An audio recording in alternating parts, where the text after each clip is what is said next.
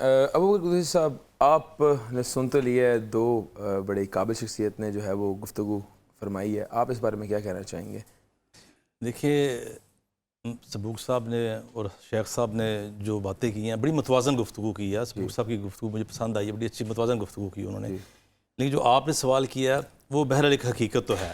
ٹھیک ہے. اس کی وجہ یہ ہے کہ یہ بدقسمتی ہے ہمارے معاشرے کی کہ یہاں پہ ایک بڑا طبقہ جو ہے وہ جیسے فرسٹریشن کا شکار نہیں ہوتا. ٹھیک ہے. کہ کوئی بھی خرابی ہوتی ہے وہ ہر وقت مولویوں کو گالیاں باغی ہے، مطلب وہ بیسیکلی اسلام سے دوری کی وجہ سے. اتنی بڑی بات نہیں کرتے کہ وہ لوگ اسلام سے دور، ہم کسی کے ایمان کی ججمنٹ کیوں کریں.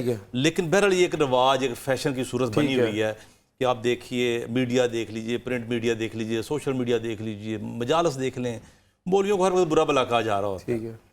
اب آپ نے جب سوال کیا، سبوک صاحب نے بہترین بات کی ہے کہ جس کا جو شعبہ ہے اس سے اسی کا سوال کیا جائے گا. اگر وہ اس میں کوئی کمی کوتاہی کرتا ہے وہ مجرم ہے، اگر وہ اس سے کمی کوتاہی نہیں کرتا، اس سے اضافی سوال کیے جاتے ہیں تو سوال ہی غلط ہے. سبوک بھائی نے بڑی زبردست بات یہ بھی کی ہے کہ عالم کا جو کام ہے مطلب اس نے تو اپنی تبلیغ کر دی، ٹھیک ہے، اگر لوگ عمل کر رہے ہیں نہ کرنے تو لوگوں کا کام ہے، میرا خیال ہے. بالکل آپ کی بات صحیح ہے. علماء کا یہ ایک شعبہ ہے سارا. یہ نہیں کہ صرف یہی ڈیوٹی نہیں، صرف تربیت، ان کا ایک شعبہ ہے کہ عوام کی تربیت کریں. ان کے پاس ایک پلیٹ فارم ہے، جمعہ کے خطبات کی شکل میں ہے، تو وہ جمعہ کے جو ممبر ہے جمعہ کا، اس کی صورت میں ان کے پاس ہوتا ہے پلیٹ فارم.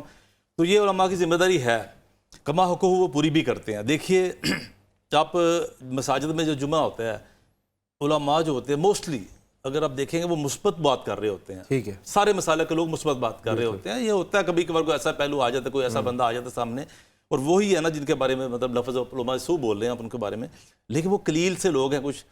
مسئلہ یہ ہے کہ سبب کیا بنا، سبب کیا بنا کہ ایک جس طرح 70-75 سال ہو گئے پاکستان کو بنے ہوئے اور اسلام کے نام پہ یہ ملک قائم کیا گیا ہے، اور اس میں مولوی کو ہر وقت متون کیا جاتا ہے، تانا زنی کی جاتی ہے، اس کو برا بھلا کہا جاتا ہے، اور تاثر اس طرح کا دیا جاتا ہے جیسے سارے مسائل کا حل یہ ذمہ دار یہی ہے. آپ کا جو سوال ہے، اگرچہ وہ سوال فی نفسے ہی درست نہیں، اس لیے نہیں ہے کہ سبوک صاحب نے بڑی صحیح بات کر دی ہے کہ جس کی جو ذمہ داری ہے اس سے وہی سوال کیا جائے گا نا جی. لیکن مسئلہ یہ کہ حالت یہی ہے. ٹھیک ہے. حالات یہی ہیں کہ مولویوں کو ہر وقت گالیاں دی جا رہی ہیں. نہیں، میں تو چاہ رہا ہوں کہ اس پلیٹ فارم سے جو ہے نا وہ لوگوں تک حقائق پہنچائے جائیں اور اس پرسیپشن کو ختم کیا جائے. ایک بندہ جو ممبر رسول میں بیٹھ کے نبی کریم صلی اللہ علیہ وسلم کی شریعت بیان کر رہا ہے، اللہ تعالیٰ کے احکامات بتا رہا ہے، تو میرا نہیں خیال کہ اس کی ہمیں عزت میں کمی کرنی چاہیے. اس کو ہمیں وہی مرتبہ، وہی مقام دینا چاہیے. میں سمجھتا ہوں کہ ہمارا یہ فرض ہے. دیکھیے، اگر ہمارا تعلق اسلام سے ہے، اگر ہمارا تعلق دین سے ہے، کوئی داڑھی والا ہے، کوئی بغیر داڑھی کے ہے، اگر وہ اپنا تمسک، اپنا تعلق اسلام سے رکھتا ہے، تو حقیقت یہ ہے کہ پھر مولوی تو اس کا محسن ہے، کیونکہ وہ گھر میں سویا ہوتا ہے. نماز کا حکم مسلمان کو ہے، یہ نہیں ہے کہ داڑھی والے کے لیے نماز کا حکم ہے اور بغیر داڑھی کے لیے معاف ہے. اب جب نماز آپ نے پڑھنی ہے، وہ مولوی جو ہے 15-20 ہزار روپیہ تنخواہ لے کے جب آپ سوئے ہوتے ہیں وہ آپ کو بلا رہا ہوتا ہے.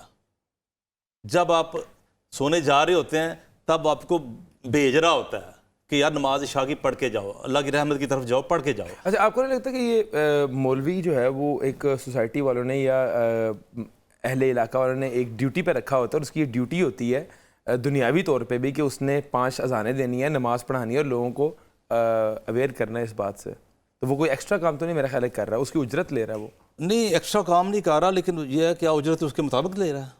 ہاں، اجرت کے اوپر بالکل سوال ہے کہ اجرت تو بالکل ہی میں سمجھتا ہوں بہت ہی امبیرسنگ سچویشن ہے. دیکھیں، میں آپ کو بتاتا ہوں، ہونا تو یہ چاہیے تھا. آئیڈیل معاشرہ یہ تھا کہ یہ کام بنا اجرت کے ہوتے ہیں. بہترین معاشرہ یہ تھا کہ اگر آپ نماز پڑھا رہے ہیں تو پیچھے جو پہلی صف ہے، دوسری صف، اس میں جو اگر 25-30-50 بندے نماز پڑھ رہے ہیں، سارے اس قابل ہوتے کہ اگر امام صاحب نہیں آئے دوسرا بندہ نماز پڑھا لے. یہاں یہ ہوتا ہے اگر ایک تو ہوتا ہے امام سے اجازت لینا، لیکن بہت زیادہ مواقع ایسے ہوتے ہیں کہ اگر نماز پڑھانی ہے، اذان دینی ہے، مولوی صاحب نہیں ہے، تو کسی کے اندر ہمت ہی نہیں ہو رہی تھی آگے نماز پڑھانے کی.